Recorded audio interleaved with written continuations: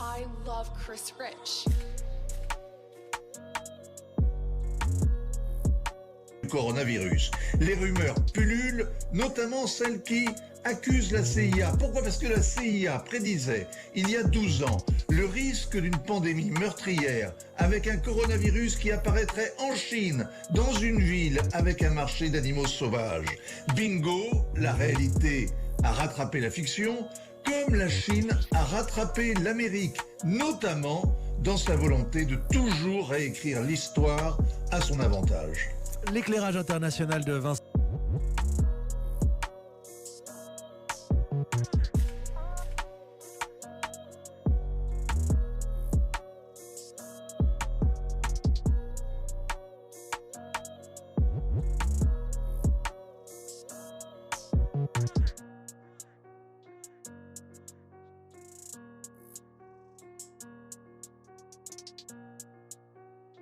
Worried about most was a nuclear war.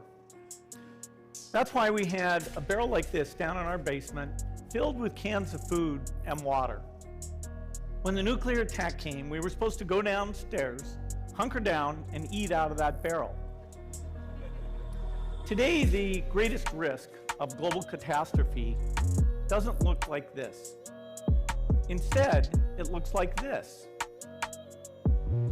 If anything kills over 10 million people in the next few decades, it's most likely to be a highly infectious virus rather than a war. Not missiles, but microbes. Now, part of the reason for this is that we've invested a huge amount in nuclear deterrence, but we've actually invested very little in a system to stop an epidemic.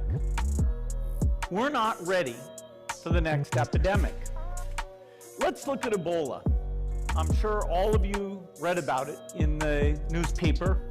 Lots of tough challenges. I followed it carefully through the case analysis tools we use to track polio eradication. And as you look at what went on, the problem wasn't that there was a system that didn't work well enough. The problem was that we didn't have a system at all. In fact, there are some pretty obvious key missing pieces. We didn't have a group of epidemiologists ready to go who would have gone, seen what the disease was, see how far it had spread. The case reports came in on paper. It was very delayed before they were put online, and they were extremely inaccurate. We didn't have a medical team ready to go. We didn't have a way of preparing people.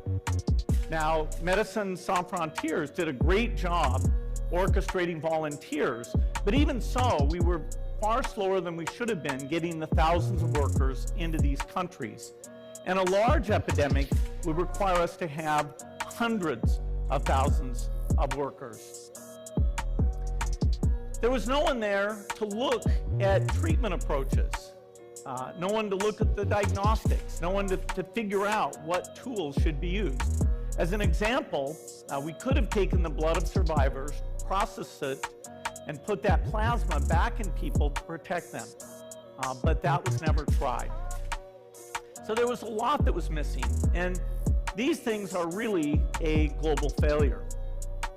The WHO is funded to monitor epidemics, but not to do these things I talked about. Now in the movies, it's quite different. There's a group of handsome epidemiologists ready to go. They move in, they save the day, but that's just pure Hollywood. The failure to prepare could allow the next epidemic to be dramatically more devastating than Ebola. Let's look at the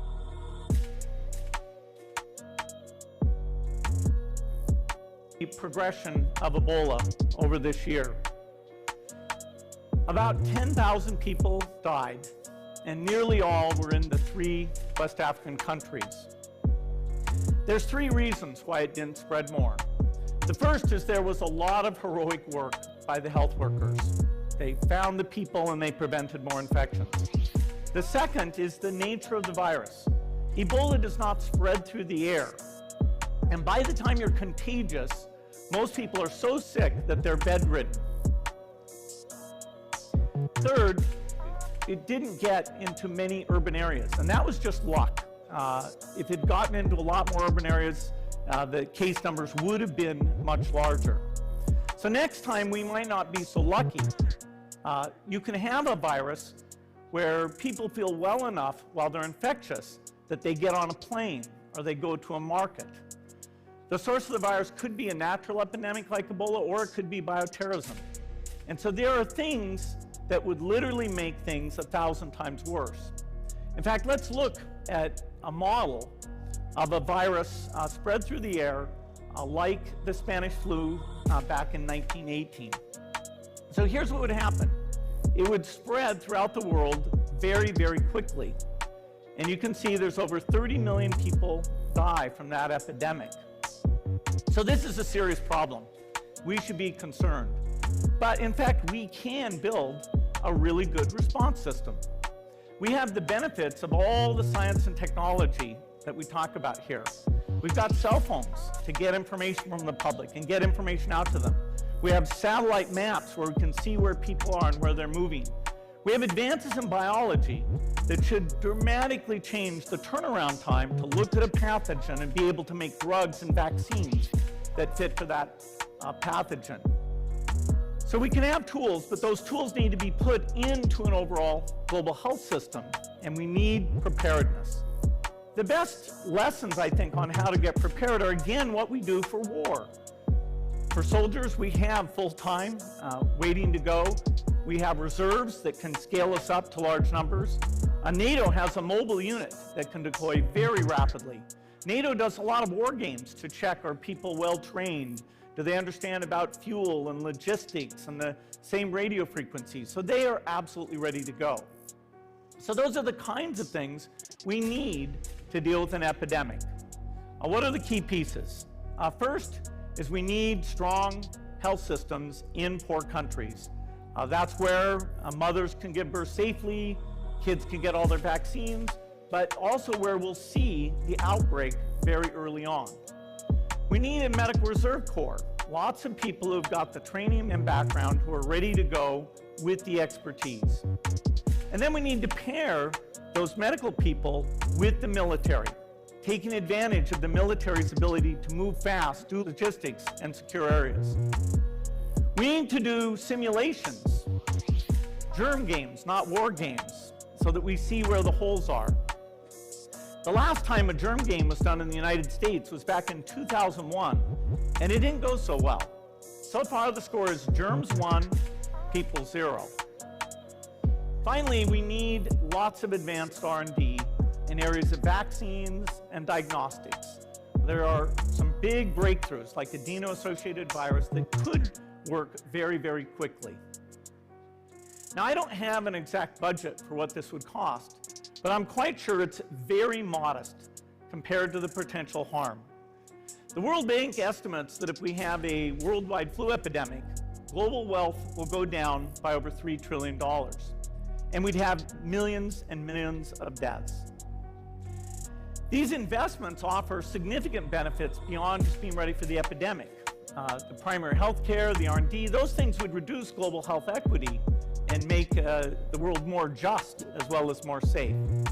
So I think this should absolutely be a priority. There's no need to panic. We don't have to hoard cans of spaghetti or go down into the basement, but we need to get going because time is not on our side.